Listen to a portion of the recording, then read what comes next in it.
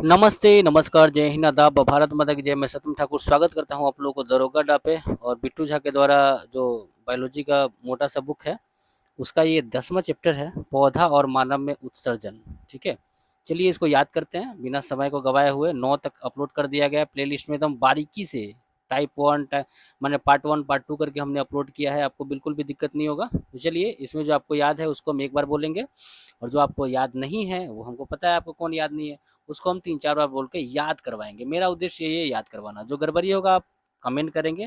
दोस्तों को like share subscribe ठोकने के लिए बोलिए, आप भी ठोकिए, मुझे भी अच्छा लगेगा। चलिए शुरू करते हैं। पहला क्वेश्चन, उत्सर्जन के दौरान शरीर के ऐसे पदार्थ का निष्कासन होता है जो हमारे शरीर के लिए विषाक्त होता है, हानिकारक होता है और अनावश्यक होता है। बिल्कुल सही है, ये तो नॉर्मल क्वेश्चन है, समझ ही गए होंगे। अगला है, निम्नलिखित कथन पर विचार करना है, कौन सा कथन सही है, ये खोजना है। कहता है कि उत्सर्जन प्राणियों में होने के साथ ही पौधा में भी होता है। बिल्कुल सही बात है, उत्सर्जन जो है प्राणी के साथ साथ पौधा में भी होता है। उत्सर्जी पदार्थ के निष्कासन के लिए प्राणियों के भांति पौधा में कोई विशिष्ट अंग नहीं होता है, ये बात सही है।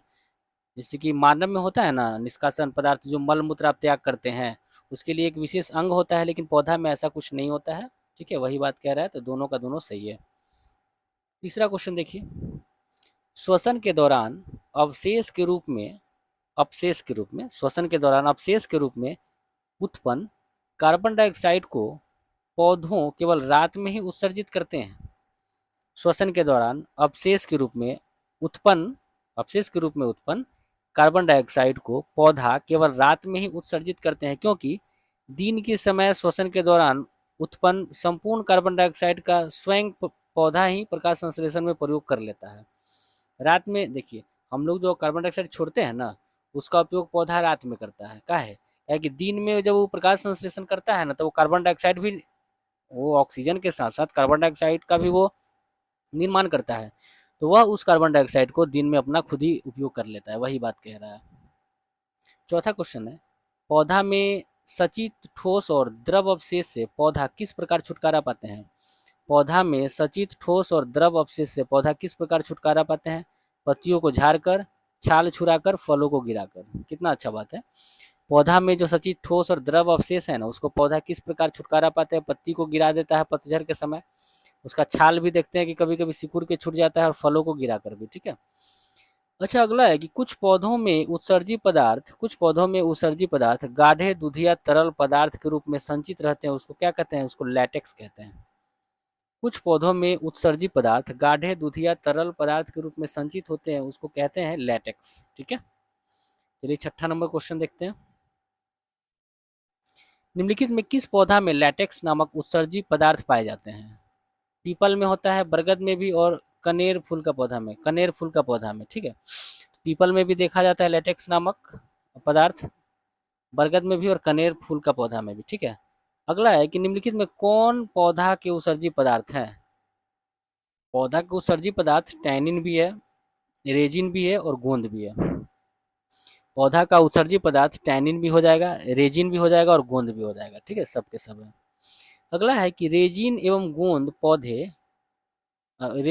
गोंद पौधा के किस भाग में संचित रहता है, तो पुराने जाइलम में।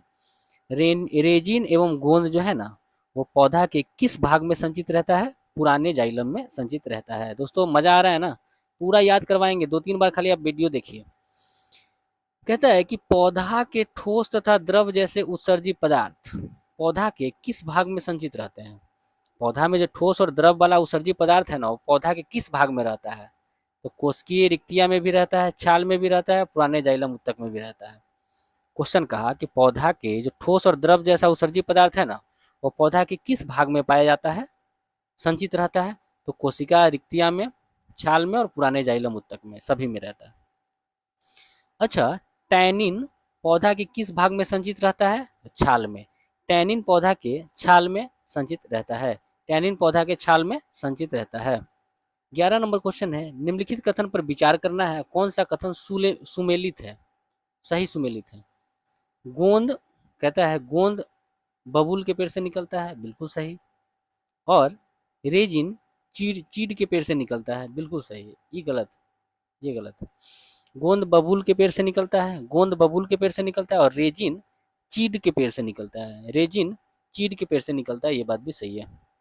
चलिए अगला क्वेश्चन है, पौधा में कार्बन डाइऑक्साइड ऑक्सीजन जैसे गैसों का निष्कासन कहाँ से होता है? पौधा में कार्बन डाइऑक्साइड और ऑक्सीजन जैसे गैसों का निष्कासन दोस्तों कहाँ से होता है? तो वह होता है, यहाँ पे देखेंगे, रंध्र और वातरंध्र दोनों से होता है। पौधा में कार्बन डाइऑक्साइड और ऑक्सीजन जैसे गैसों का निष्कासन कहाँ से होता है? रंध्र और वातरंध्र दोनों से होता है, ठीक है। चलिए 13 नंबर क्वेश्चन को देखेंगे, पौधा में गैसों के निष्कासन के लिए किस प्रकार का उपयोग होता है? विसरण का। पौधा में गैसों के निष्कासन के लिए किस क्रिया का उपयोग होता है? विसरण का। पौधा में गैसों के निष्कासन के लिए, पौधा में गैसों के निष्कासन के लिए किस क्रिया का उपयोग होता है? तो विसरण का होता है। अच्छा, पादप अवशेष रेफाइड, पादप अवशेष है रेफाइड, पौधा के किस भाग में संचित रहता है? तो फल में रहता है। पादप अवशेष है रेफाइड, रेफाइड, रेफाइड पौधा के किस भाग में संचित रहता है? फल में रहता है। चलिए 15 नंबर, निम्नलिखित कथन पर विचार करना है, कौन सा कथन सही है?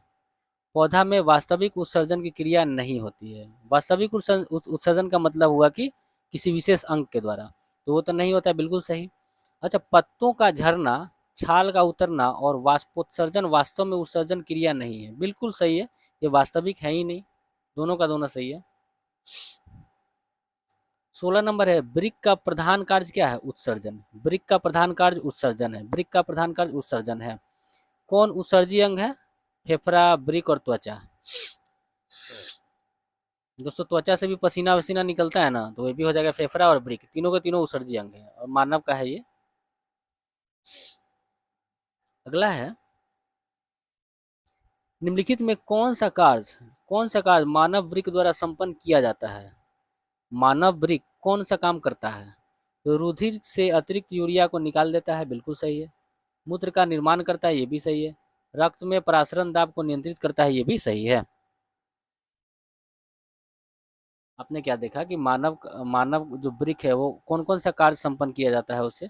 तो रुधिर में जो अतिरिक्त यूरिया है उसको निकाल देगा, मूत्र का निर्माण करेगा, रक्त के परासरण दाब को नियंत्रित करता है, ये बात सही है बिल्कुल।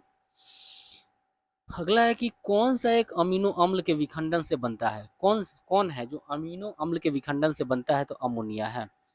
इस चारों में कौन है जो अमीनो अम्ल के विखंडन से बनता है? तो वो हो जाएगा अमोनिया। अमोनिया को यूरिया में परिवर्तित करता है यकृत। अमोनिया को यूरिया में कौन परिवर्तित करता है? यकृत करता है। अच्छा, यूरिया का संश्लेषण कहाँ होता है? यकृत में। यूरिया का संश्लेषण यकृत में होता है, यूरिया का संश्लेषण यकृत में होता है। निम्नलिखित में कौन यूरिकोटेलिक है? यूरिकोटेलिक जंतु है, यूरिकोटेलिक जंतु, देखिएगा, यूरिकोटेलिक जंतु, कीट यूरिकोटेलिक है, छिपकली और पक्षी, ये सारे के सारे यूरिकोटेलिक यूरिकोटेलिक यूरिकोटेलिक यूरिकोटेलिक जंतु है। यूरिकोटेलिक जंतु हो जाएगा कीट, छिपकली, पक्षी। तो कीट, छिपकली, पक्षी कैसा जंतु है? यूरिकोटेलिक जंतु है, ठीक है।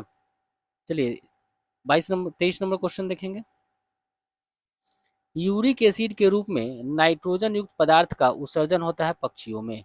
यूरिक एसिड के रूप में नाइट्रोजन युक्त पदार्थ का उत्सर्जन होता है पक्षियों में। यूरिक एसिड के रूप में नाइट्रोजन युक्त पदार्थ का उत्सर्जन होता है पक्षियों में। यूरिक एसिड के रूप में नाइट्रोजन युक्त पदार्थों का उत्सर्जन होता है पक्षियों में। यूरिक एसिड के रूप में नाइट्रोजन युक्त पदार्थों का उत्सर्जन होता है पक्षी में। मानव है यूरियोटेलिक, मानव है यूरियोटेलिक, मानव है यूरियोटेलिक, मानव क्या है? यूरियोटेलिक है, मानव यूरियोटेलिक है, मानव यूरियोटेलिक है, ठीक है। ये सब क्वेश्चन आपके लिए एकदम नया होगा।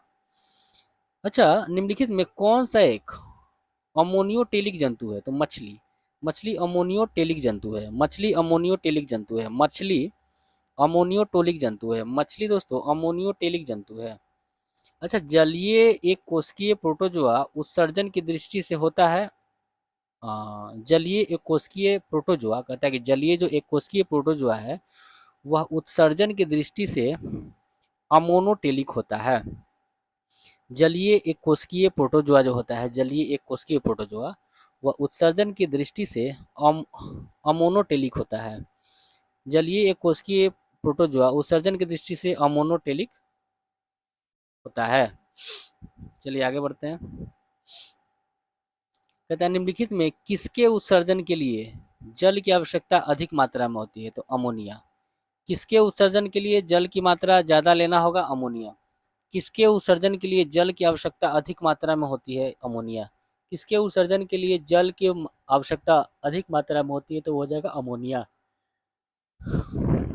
अच्छा, अगर किसी कारण से किसी मनुष्य का एक किडनी कार्य करना बंद कर दे तो उसका परिणाम क्या होगा? किसी कारण से किसी मनुष्य का एक किडनी कार्य करना बंद करेगा तो दूसरी किडनी से उत्सर्जन होगा उससे। ठीक है, इसको याद रखिएगा। एक किडनी पर भी आदमी जिंदा रह सकता है। अगला है कि सामान्यतः सजीवों के शरीर में उत्सर्जन एवं जल संतुलन की क्रियाएं संपादित होती है साथ साथ।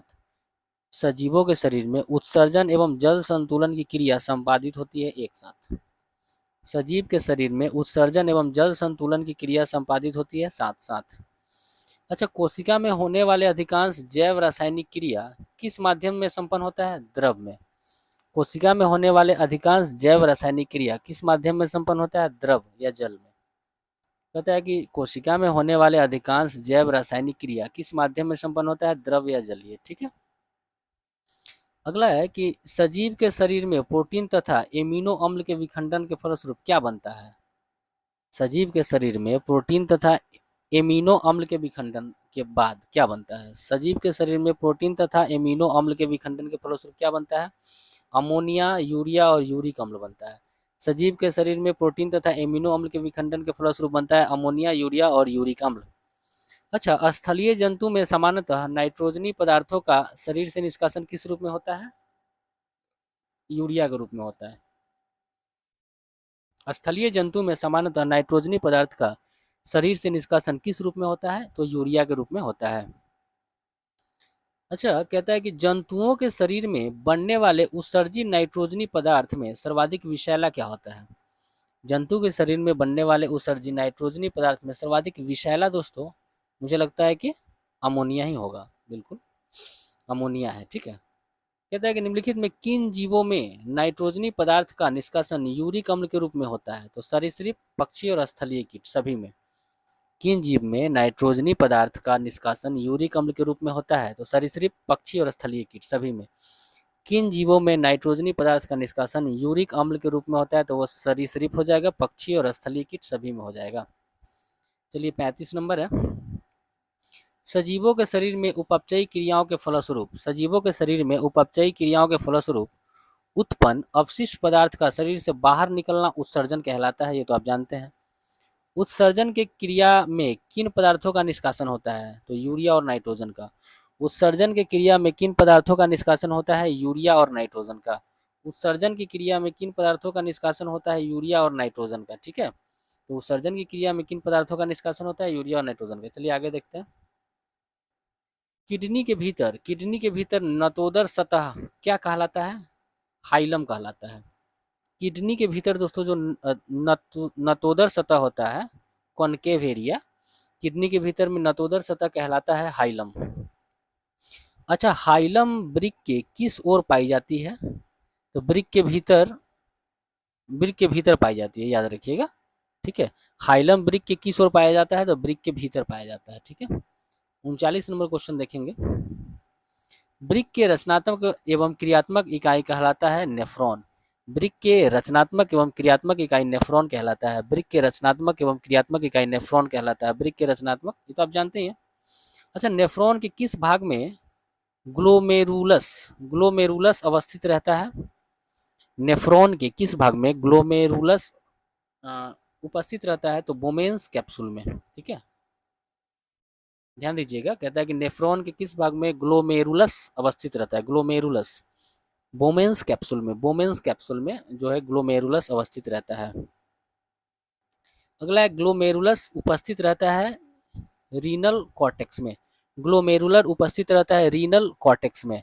ग्लोमेरुलर उपस्थित रहता है रीनल कॉर्टेक्स में। अच्छा, वोमेन्स कैप्सूल में उपस्थित कोशिकाओं के गुच्छे को क्या कहते हैं? ग्लोमेरुलस कहते हैं।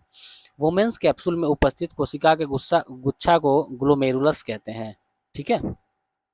चलिए आगे 43 नंबर है। कहता है कि वोमेन्स कैप्सूल के ग्लोमेरुलस में उच्च दाब पर रक्त छानने की सूक्ष्म क्रिया को कहते हैं अल्ट्राफिल्ट्रेशन। अल्ट्राफिल्ट्रेशन, ध्यान दीजिएगा। कहता है कि वोमेन्स कैप्सूल के ग्लोमेरुलस में उच्च दाब पर, वुमेन्स कैप्सूल में ग्लोमेरुलस के उच्च दाब पर रक्त छानने की सूक्ष्म क्रिया को कहते हैं अल्ट्राफिल्ट्रेशन। ठीक है, 44 नंबर क्वेश्चन देखेंगे। कहता है कि निम्नलिखित में क्या ग्लोमेरुलस फिल्ट्रेशन रक्त में उपस्थित नहीं होता है। निम्नलिखित में क्या ग्लोमेरुलस फिल्ट्रेशन रक्त में उपस्थित नहीं होता है, क्या नहीं होता है। कहता है कि क्या ग्लोमेरुलस फिल्ट्रेशन में उपस्थित नहीं होता है, तो वो हो जाएगा प्रोटीन। मतलब कि ग्लोमेरुलस फिल्ट्रेट में दोस्तों प्रोटीन उपस्थित नहीं होता है। अगला है कि रक्त प्लाज्मा छानने का क्रम नेफ्रॉन का कौन सा भाग करता है। रक्त प्लाज्मा को छानने का काम नेफ्रॉन का कौन सा भाग करता है, तो वो वुमेन कैप्सूल करता है। वुमेन कैप्सूल, रक्त प्लाज्मा छानने का काम नेफ्रॉन का कौन सा भाग करता है, तो वो वुमेन कैप्सूल करता है। 46 नंबर क्वेश्चन देखेंगे। निम्नलिखित में कौन रक्त प्लाज्मा से नहीं छनता है, तो प्रोटीन। प्रोटीन दोस्तों रक्त प्लाज्मा से नहीं छनता है। प्रोटीन रक्त प्लाज्मा से दोस्तों नहीं छनता है। प्रोटीन जो है वो रक्त प्लाज्मा से नहीं छनता है, इसको याद रखिएगा। अच्छा, ब्रिक द्वारा प्लाज्मा का छानने की दर क्या होती है। 120 से 125 ml प्रति मिनट। ब्रिक द्वारा प्लाज्मा छानने की दर, ब्रिक जो है द्वारा प्लाज्मा को छानने की दर होती है 1 मिनट में 120 से 125 ml। ब्रिक जो है ना 1 मिनट में 120 से 125 ml प्लाज्मा को छानेगा। ब्रिक जो है 1 मिनट में 120 से 125 ml प्लाज्मा को छानता है। Glow glomerular filtrate glomerular filtrate रक्त का कितना प्रतिशत पुनर्अवशोषित हो जाता है। ग्लोमेरुलर फिल्ट्रेट रक्त का ग्लोमेरुलर फिल्ट्रेट रक्त का कितना प्रतिशत पुनर्अवशोषित हो जाता है, तो 99% पुनर्अवशोषित हो जाता है। ध्यान दीजिएगा, ग्लोमेरुलर फिल्ट्रेट रक्त का कितना प्रतिशत पुनर्अवशोषित हो जाता है, तो 99% अवशोषित हो जाता है। अगला है निम्नलिखित में किसका पूर्ण अवशोषण रुधिर द्वारा पूर्ण रूपेण हो जाता है, तो ग्लूकोज का। किसका पूर्ण अवशोषण रुधिर द्वारा पूर्ण रूपेण हो जाता है। किसका पूर्ण अवशोषण रुधिर द्वारा होता है, माने रुधिर द्वारा पूर्ण रूपेण से अवशोषण किसका होता है, तो ग्लूकोज का हो जाता है। ठीक है। अच्छा, हेलेन का लूप का कार्य संबंधित है। हेलेन का लूप का कार्य संबंधित है उत्सर्जन तंत्र से। हेनले का लूप का कार्य संबंधित है उत्सर्जन तंत्र से। हेनले का लूप का कार्य संबंधित है उत्सर्जन तंत्र से। हेनले का लूप का कार्य संबंधित है उत्सर्जन तंत्र से। अच्छा, हेनले का लूप का मुख्य कार्य क्या है। हेनले के लूप का मुख्य कार्य है मूत्र को सांद्रित करना। हेनले के लूप का मुख्य कार्य है मूत्र को सांद्रित करना। हेनले के लूप का मुख्य कार्य है मूत्र को सांद्रित करना। हेनले का मुख्य कार्य है मूत्र को सांद्रित करना। अगला है कि निम्नलिखित कथन पर विचार कीजिए, कौन सा कथन सही है उसको खोजना है। यूरिया युक्त रक्त ब्रिक धमनी के द्वारा ब्रिक में प्रवेश करता है। देखिएगा यहाँ पे कहता है कि यूरिया युक्त रक्त है ना, यहाँ इसको काटिए। कहता है कि यूरिया युक्त रक्त जो है वो धमनी के द्वारा ब्रिक में प्रवेश करता है। बिल्कुल सही है। जो यूरिया युक्त रक्त होता है ना, वो धमनी के द्वारा ही ब्रिक में प्रवेश करता है। लेकिन साफ ब्रिक जो है वो सीरा के द्वारा बाहर निकलता है ब्रिक से। बात सही है। साफ रक्त जो है ना, वो वह जो है सीरा के द्वारा ब्रिक से बाहर निकलता है। ये बात समझ लीजिए। यूरिया युक्त रक्त जो है धमनी के द्वारा ब्रिक में प्रवेश करेगा, और साफ रक्त जो है वो सीरा के द्वारा ब्रिक से बाहर निकल जाएगा। यही बात कह रहा है। अच्छा, मानव के शरीर में किडनी कहाँ स्थित होता है, तो वह होता है उदर गुहा के पृष्ठीय तल पर कशेरुक दंड के दोनों ओर।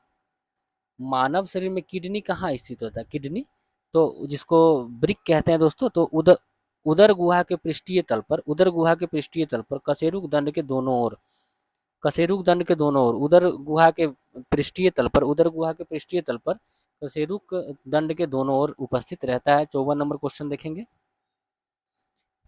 सीबम कहाँ स्रावित होता है, तो वसा ग्रंथि से। सीबम कहाँ स्रावित होता है, कहाँ से स्रावित होता है, वसा ग्रंथि से। सीबम कहाँ से स्रावित होता है, तो वसा ग्रंथि से।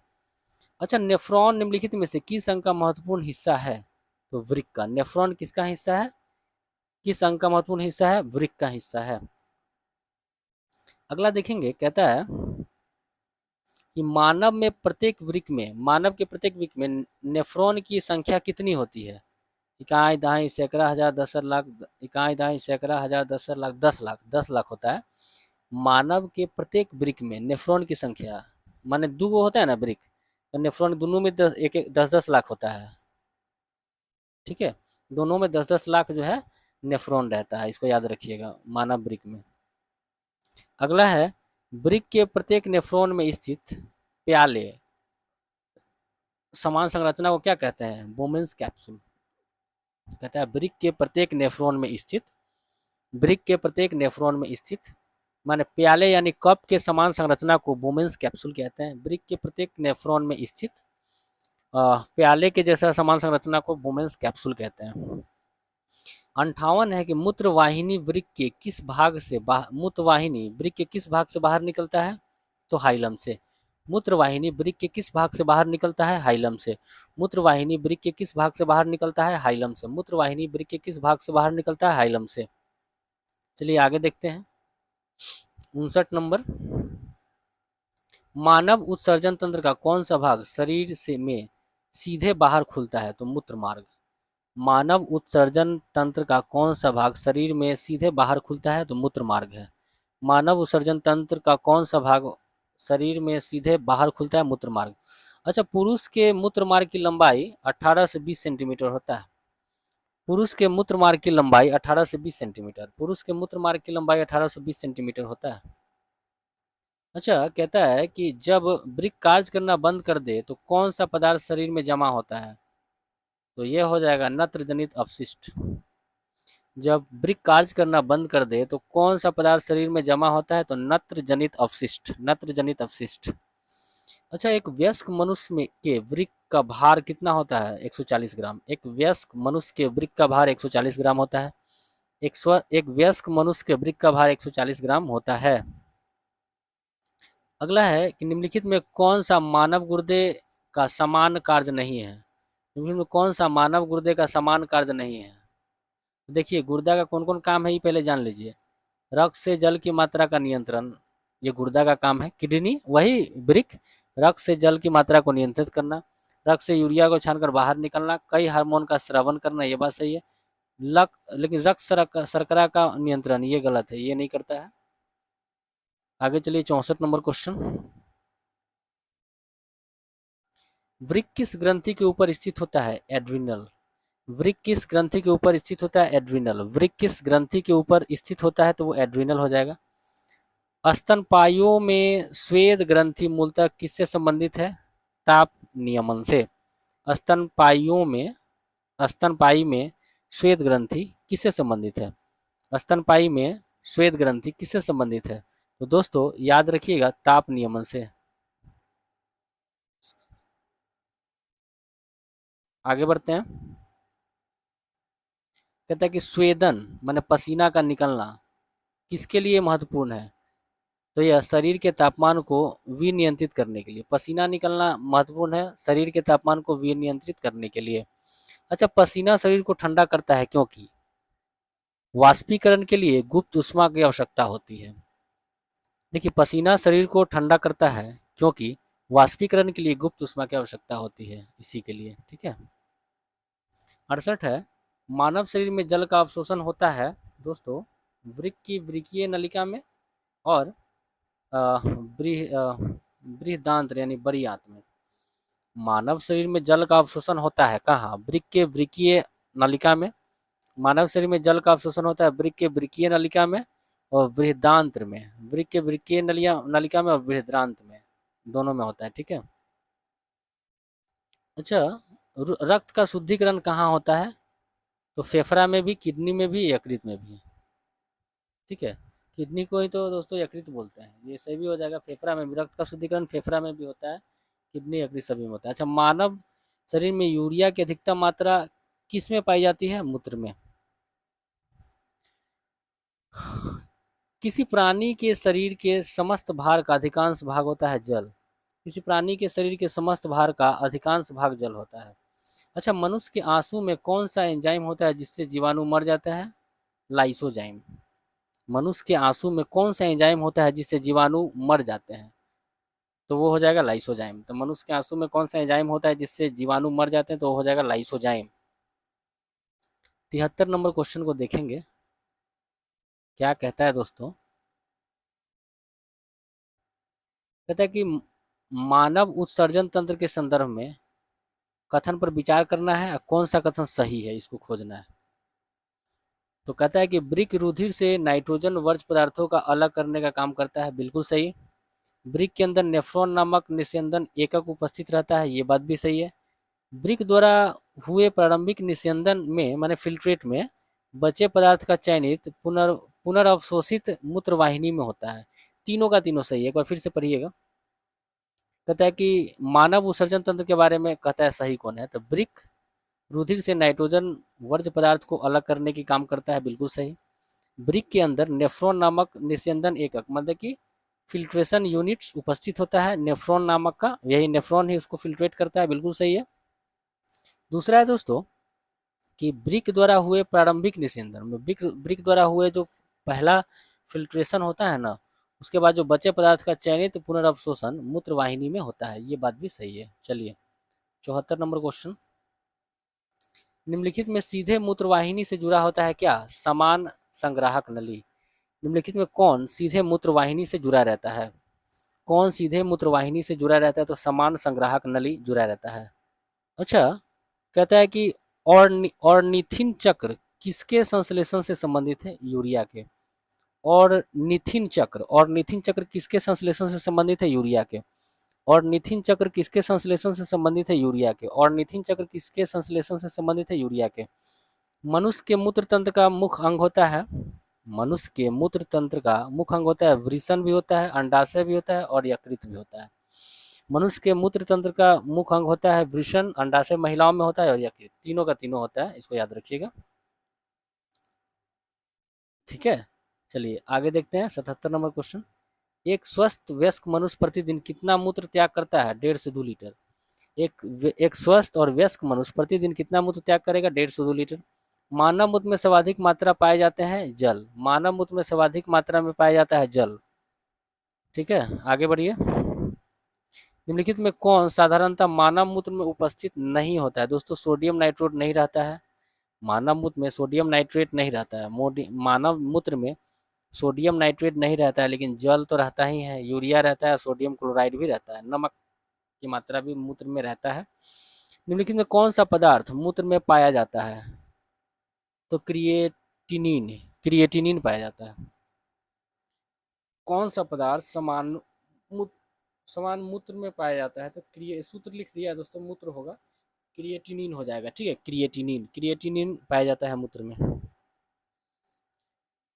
अगला है, मानव मूत्र में समानतः यूरिया की मात्रा कितनी होती है? 2%। बाद बाकी जल होता है, तो यूरिया 2% होता है मानव मूत्र में। अच्छा, मानव मूत्र का पीला रंग किसकी मौजूदगी के कारण होता है दोस्तों? तो ये आपका हो जाएगा यूरोक्रोम के कारण, ये आप जानते हैं। अच्छा, किसकी उपस्थिति के कारण मानव मल का रंग पीला होता है? यूरोविलीन के कारण। ठीक है, यूरोविलीन के कारण। ठीक है, आगे बढ़िए। मूत्र स्राव की मात्रा बढ़ जाना को क्या कहा जाता है? Diuresis, diuresis. मूत्र स्राव की मात्रा अगर बढ़ जाएगा तो उसको डायूरेसिस कहते हैं। मूत्र स्राव की मात्रा अगर बढ़ जाएगा तो डायूरेसिस कहते हैं। मूत्र स्राव की मात्रा बढ़ जाता है तो उसको डायूरेसिस कहते हैं। निम्नलिखित में कौन डायूरेटिक पदार्थ है? कौन डायूरेटिक पदार्थ है? कौन डायूरेटिक पदार्थ है दोस्तों? यूरिया डायूरेटिक है, ग्लूकोज डायूरेटिक है और कैफीन भी डायूरेटिक है। तो कहता है कि कौन डायूरेटिक पदार्थ है? Urea, glucose, caffeine. कौन डायूरेटिक है? Urea, glucose, caffeine. कौन डायूरेटिक है? यूरिया, ग्लूकोज और कैफीन। यूरिया, ग्लूकोज और कैफीन दोस्तों डायूरेटिक है। अगला है कि मनुष्य में सामान्यतः मूत्राशय का कितना आयतन होने पर मूत्र त्यागना आवश्यक हो जाता है? तो 250 से 300 ml। मतलब जब मूत्र जमा हो जाता है ना 250 से 300 ml, तब मूत्र करने का मन करने लगेगा। अगला है कि डायबिटीज इंसिपिडस किस हार्मोन की कमी से होता है? तो भासोप्रेसिन, डायबिटीज इंडिपिडस किस हार्मोन की कमी से होता है? डायबिटीज इंडिपिडस किस हार्मोन के कारण होता है? भासोप्रेसिन से। डायबिटीज इंडिपिडस किस हार्मोन की कमी से होता है? भासोप्रेसिन से। डायबिटीज इंडिपिडस किस हार्मोन की कमी से होता है? भासोप्रेसिन से। अगला है, निम्नलिखित में किसे एंटी डायूरेटिक हार्मोन कहते हैं? एंटी डायूरेटिक हार्मोन भासोप्रेसिन को।